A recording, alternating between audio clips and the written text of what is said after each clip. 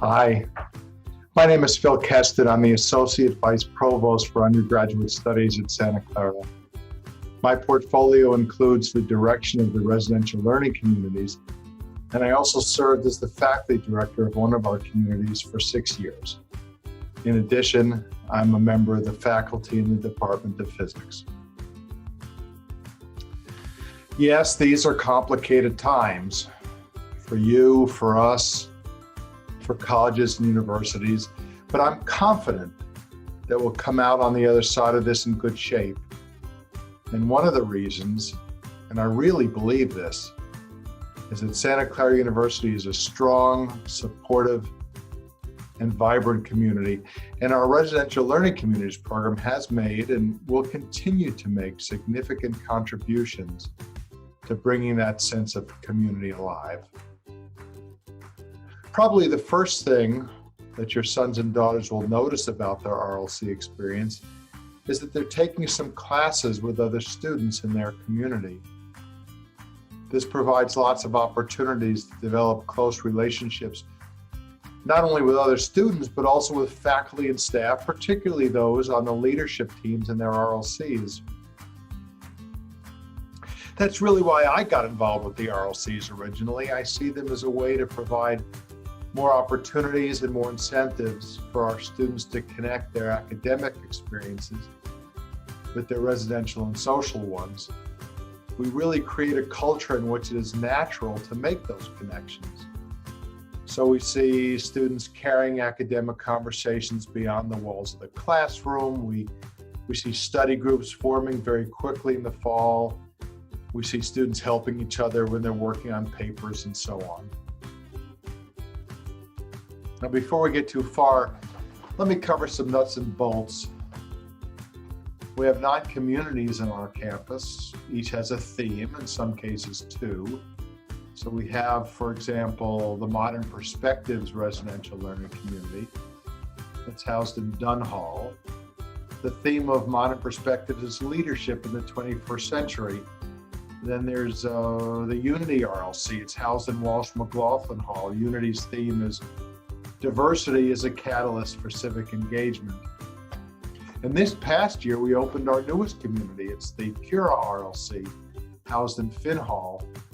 Cura is organized around the theme of well-being that is inherent in the Jesuit value of cura personalis, care for the whole person. So as I said, your sons and daughters will be taking courses with other students in their RLC. These are all core curriculum courses that any student might take. So for example, well, when you and I were in school, we took a course that was probably called English. We call that critical thinking and writing. It's the same idea though. It's part of the core curriculum that every student takes.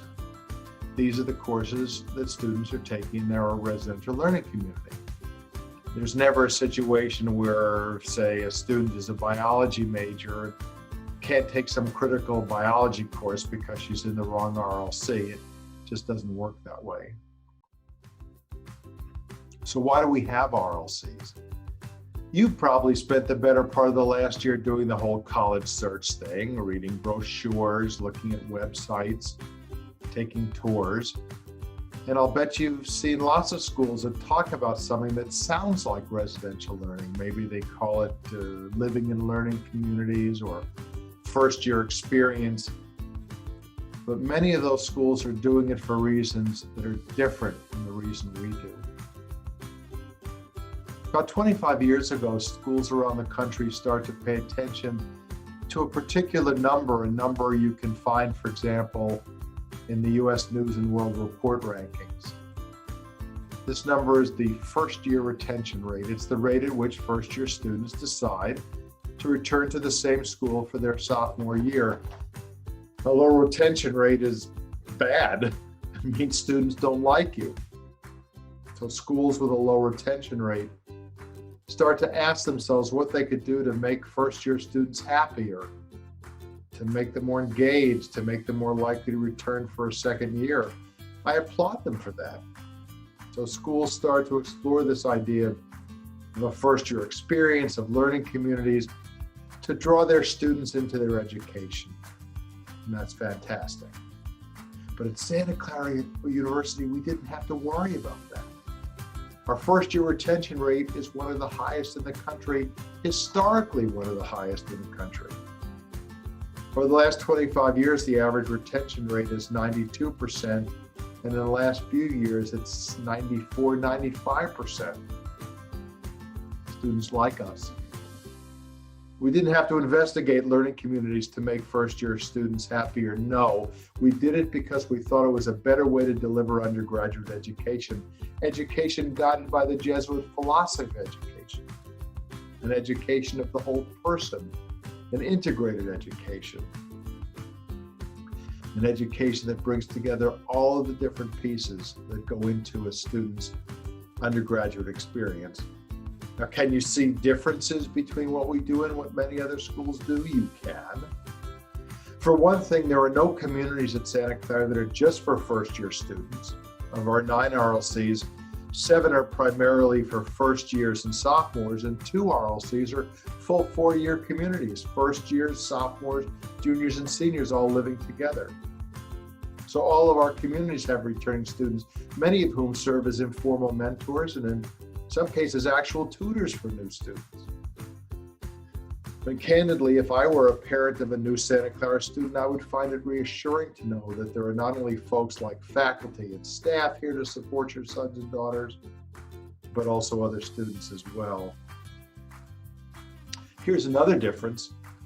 There are many non-undergraduates in the residential learning communities. We have spirituality facilitators, there are Jesuits who live in the halls, we have resident directors. These are master's prepared student life professionals who live out in the halls. Each community also has a faculty director, a member of the faculty who is half of the RLC leadership team, along with the resident director. And all of our faculty directors live in residence. When you have a chance to meet the faculty director in your son's or daughter's community, I know you will be impressed. These people are passionately committed to undergraduate education. Students tell me all the time what a powerful part of their experience it is having faculty living in their RLC. I get it. I mean, maybe you had experiences like some that I had as an undergraduate. I had my intro physics class in a lecture hall that held almost 600 students. And way down in the front of that hall, there was a professor who appeared out of nowhere for 50 minutes 3 times a week. There was no way I could imagine ever being like him. He was totally different from me. I mean, for one thing, he was really, really tiny, but he was also really smart. I never imagined becoming a professor. But that's not the case here at Santa Clara. Faculty are living out among students in their communities. Students get to know the faculty as people. My friend and colleague Larry Nelson is one of the faculty directors in the Alpha RLC. He lives in the building. You go over to Graham Hall sometime and you might find Larry out there hanging out with students, having a barbecue, eating a hot dog. Larry likes to say he's just a simple country boy from Wisconsin. Oh yes, a simple country boy who has a PhD in philosophy from St. Louis University and a JD degree from Yale. He's a really smart country boy. But students can look at him and say, I could be like him. It draws them into their education. Now, although there is a lot of powerful evidence that the RLC program is working, as a scientist, well, I need data. And we have data. For many years, we've conducted a survey to assess students' experience in the RLCs.